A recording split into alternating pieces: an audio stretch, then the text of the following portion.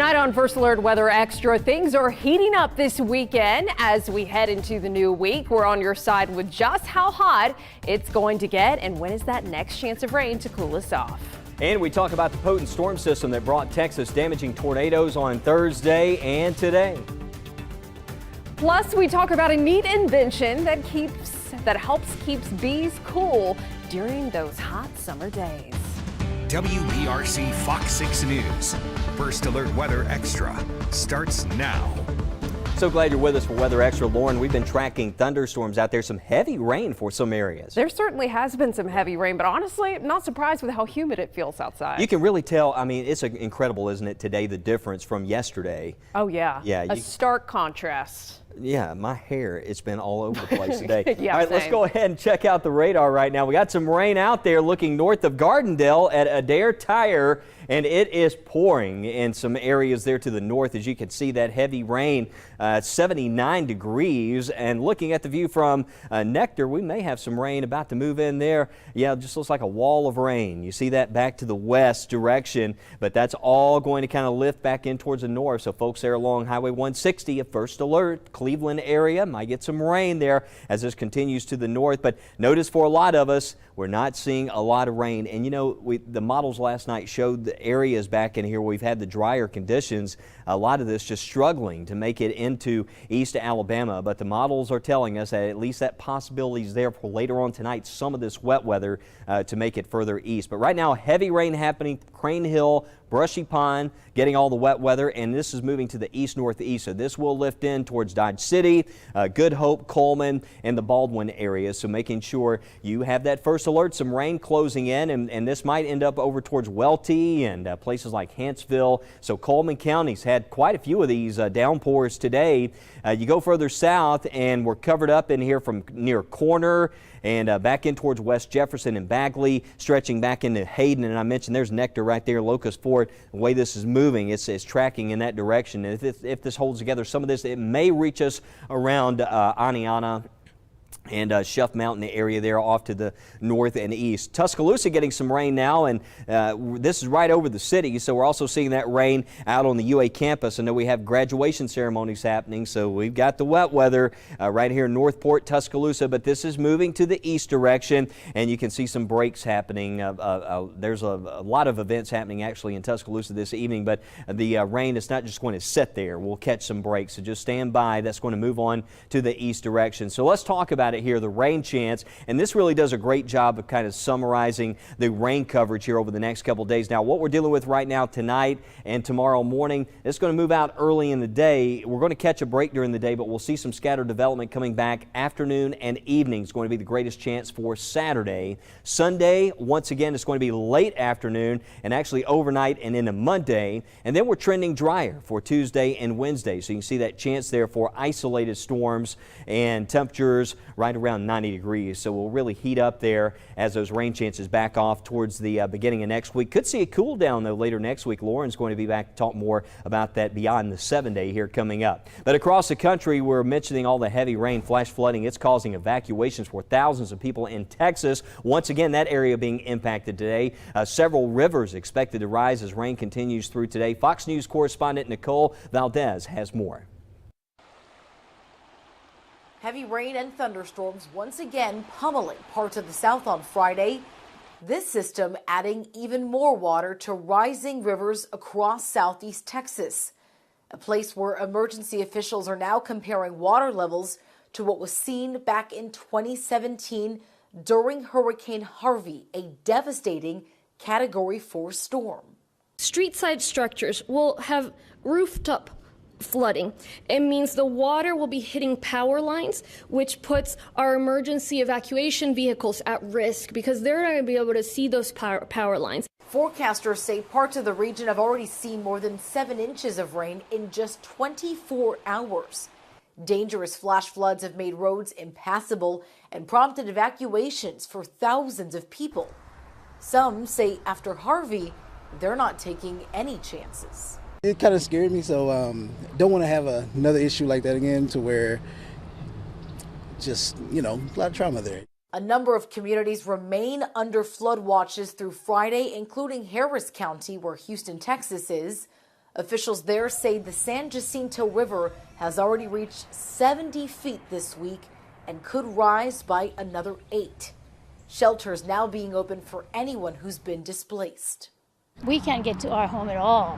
Our house is 6 feet under. And Texas Governor Greg Abbott has issued a disaster declaration for nearly 90 counties either already dealing with or at risk of this severe flooding. In Nashville, I'm Nicole Valdez, Fox Weather.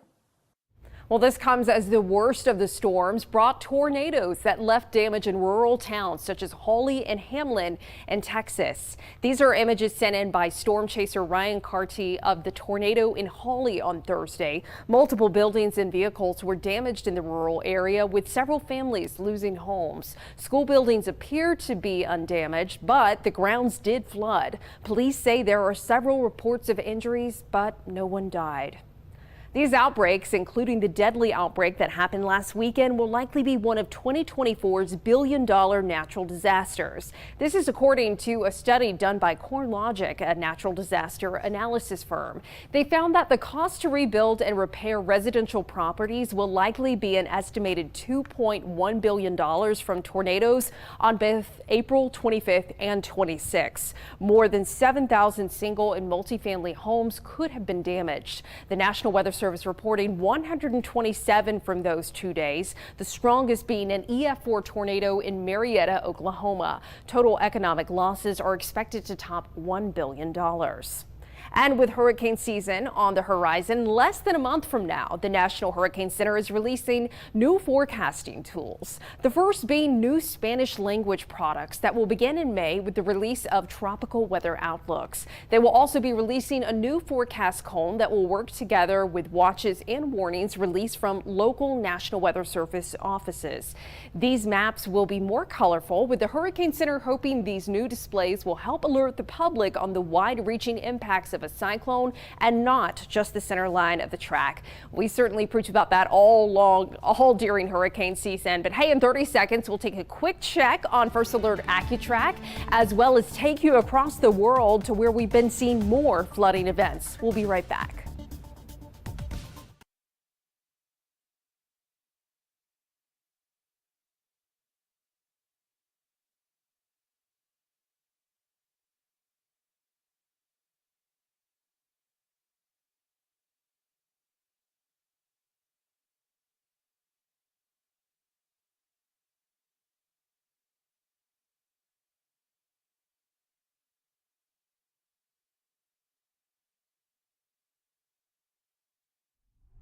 Well, yesterday we were telling you about the weather for the Kentucky Derby coming up. Well, they're already getting ready for the big Regions tradition next week, I should say.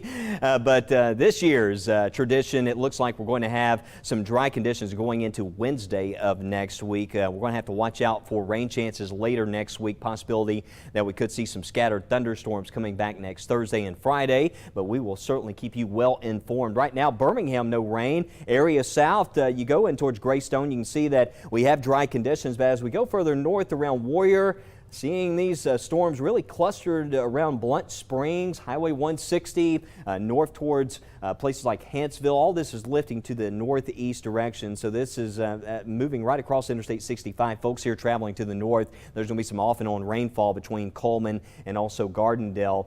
Tuscaloosa had some rain. We were tracking a little shower here, nothing extreme. Looks like now that wet weather, you can see already starting to see the rain lessening up around Tuscaloosa. There's Bryant-Denny Stadium right there. So most of this wet weather is pushing in towards Rice Mine Road, Northport, and over towards Holt areas at this time. But we'll continue to track this wet weather for you and these weekend rain chances coming up in Weather Extra. And around the world, at least 29 people are dead and 60 missing after days of torrential rain caused major flooding and landslides across southern Brazil. Some areas got a month's worth of rain in 24 hours. Officials say more than 10,000 people are displaced as a result. Many areas have no power, clean water, nor other necessities. They're also monitoring dams not equipped to handle this much water. And in Kenya, officials say at least 188 people people have died from catastrophic flooding. 50 of the victims were pulled from the site of a mudslide. Local authorities in Kenya have ordered some tourist facilities closed in the Masai Mara National Reserve after swollen rivers left many stranded. The Kenya Red Cross said it had rescued more than 90 people to safety. Well, in this week's Degrees of Science, Brady Taylor speaks with a Texas-based artist that has designed a product called Bee Cups that help to provide water to bees during hot and dry weather. So, Jen, tell us, what exactly are bee cups?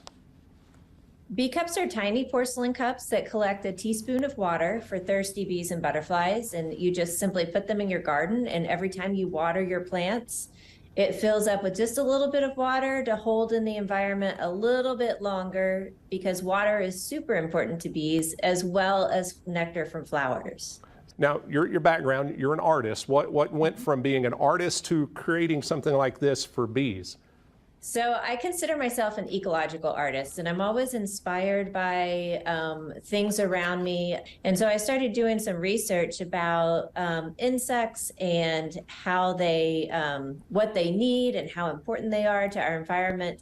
And I ended up combining my history with porcelain and with glazed chemistry into a product that hopefully is beneficial to bees. I think it is, it allows bees to have a little bit of a fighting chance in the middle of this hot weather. So you're talking about learning about those and all the research you did. For people that may not know, how important are bees to us and our ecosystem and for all of our foods and stuff like that?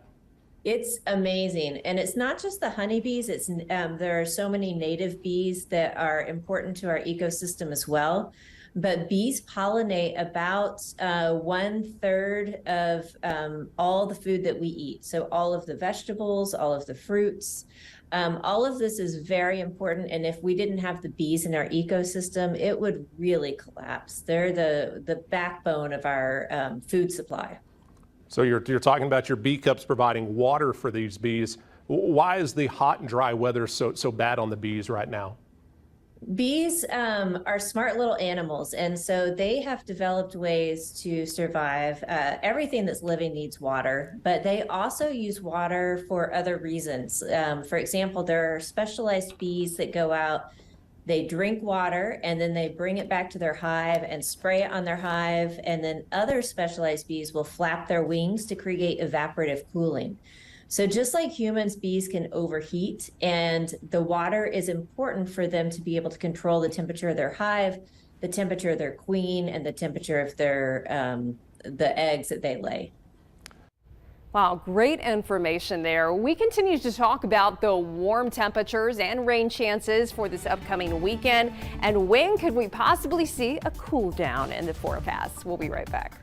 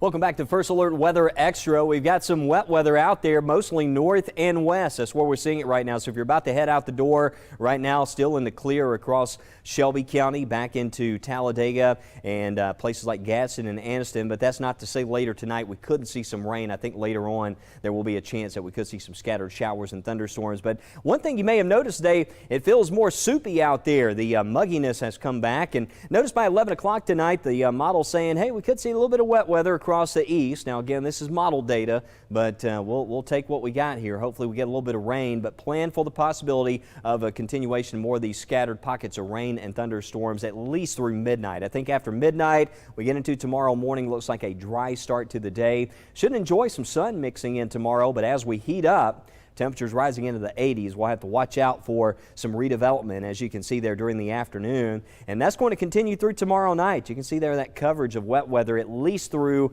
midnight. And after midnight, going into Sunday morning, once again, looks like the chance for wet weather will start to back off. So it's going to be mostly afternoon and evening with respect to Saturday and Sunday. So rain chances in the early afternoon, as you can see for the Bessemer Food and Music Festival, only around 30%. Highs in the 80s, the wind out of the southwest at 5 to 10 miles per hour.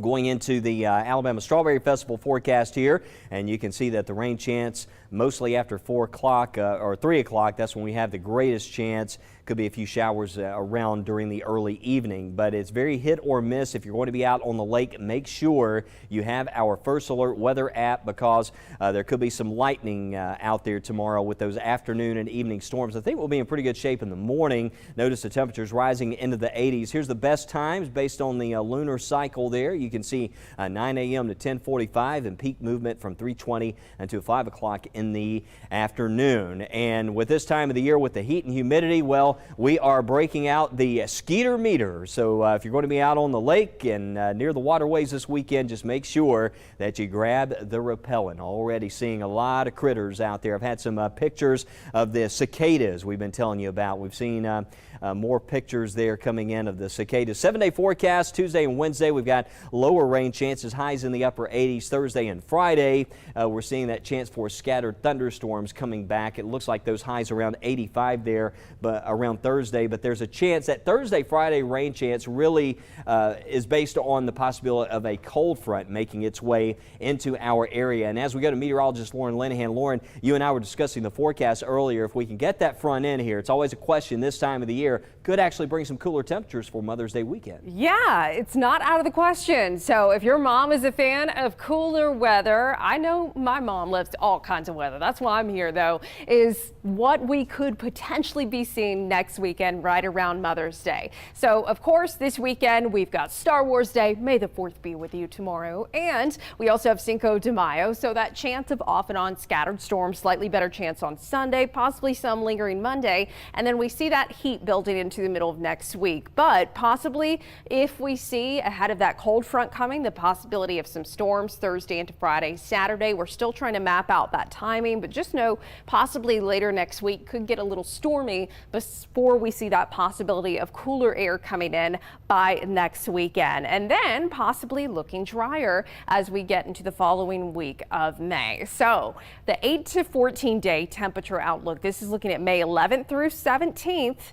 Hey, it's been a minute since we've seen the blue over here in Alabama. On average, as we get into the middle of May, our average high should be in the low 80s, average lows in the 60s. So it looks like we could potentially be a little bit below that. And what could that potentially look like? Well, as we look at later next week, still mid 80s, but you notice as we head into next weekend and the week after that, right after Mother's Day, possibly highs in the 70s, not out of question. So you see that trend for temperatures maybe a little bit more seasonable or slightly below average going into that following week. And then what about low temperatures? Because everyone's like, hold on.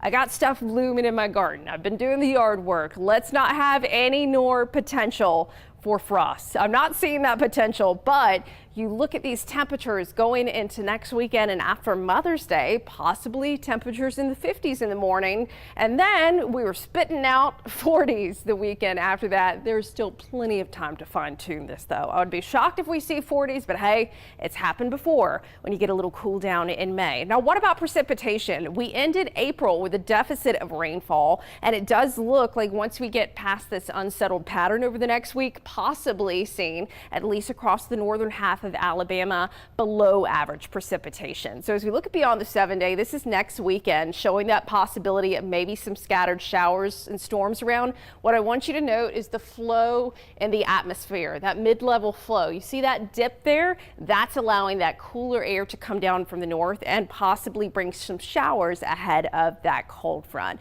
But we'll take a final look at your forecast and Weather Extra coming up after the break. Or, whoop. Oh no, well, okay, then we'll move it and do it. Okay, oops, I didn't have my scroller. Oh yeah, the water bottle, that's right. Okay, yeah, we'll do it after the break. You want me to do Who's reading the VO? You want me? Lauren's going to read the VO? Yes.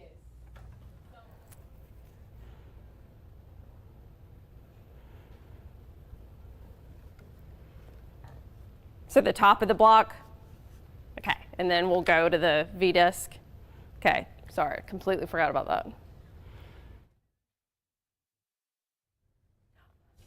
Okay. I told her we teased it last night. We got to get that in. Yeah. There. Oh, Kim, you should probably put the sod in. I thought the sod was your favorite part. What's the side? Or she says cicadas are like really tasty. Well, you want to drop the water bottle and put that in there? It's okay.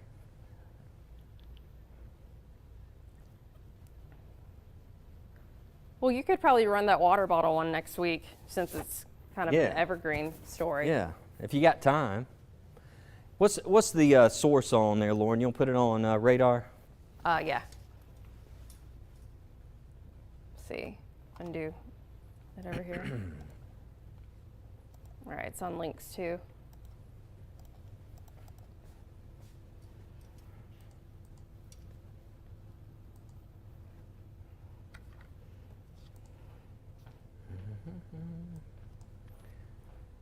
This thing is going to do exactly what the HRRR said last night. It's going to stop at I-59, and that's it.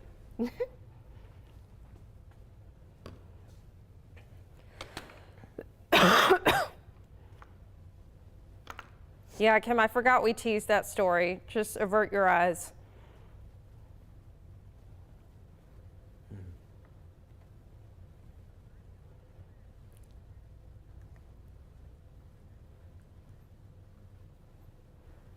Oh, we got some time. Okay, cool. So which one are we reading first?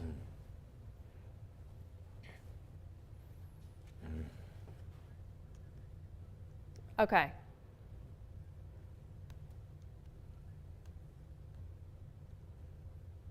Okay, all right. So the water.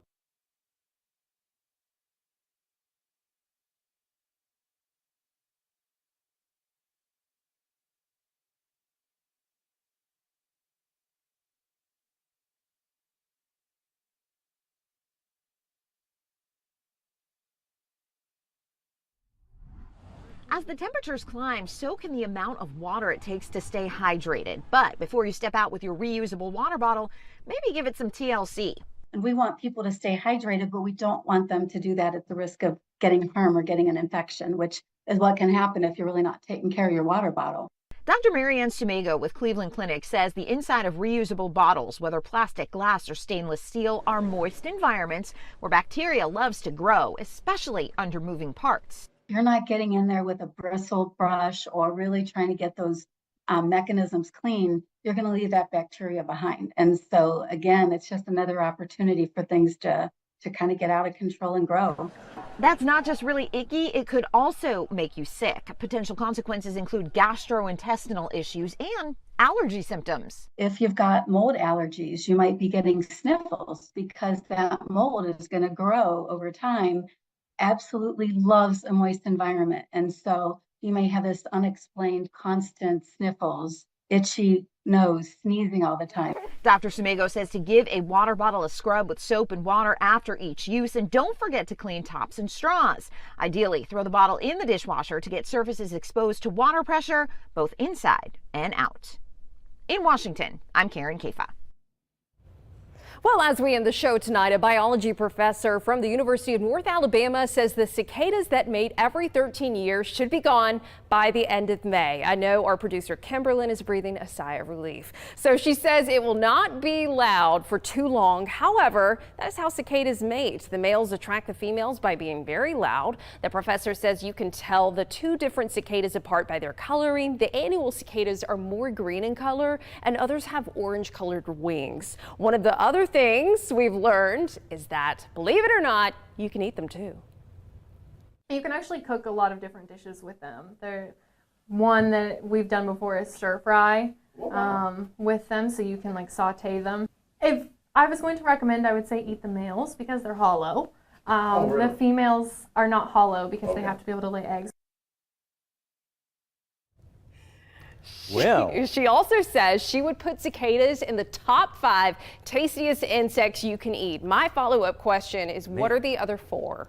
yeah, what are the other 4? I don't know. I mean, yeah, I didn't know what kind of dish he was talking about. You know, earlier I knew we had the story that talking about that you can eat cicadas. I mean, I've heard them all my life, but I don't know. Maybe you could throw them in a pot of gumbo. You know, maybe that would help to lessen the blow a little bit. But remember, only throw the males in the pot. The females. You'd have to go with the hot. We were talking in the back. You'd probably have to add some hot peppers. You know, like 10,000 Scoville cicada gumbo, right? Yeah, just to burn off the taste buds so you don't get any of the little creepy crawlers. You know, yeah, right here at supper time, right? Yeah. We'll We're see you happy to tonight. ruin your appetite.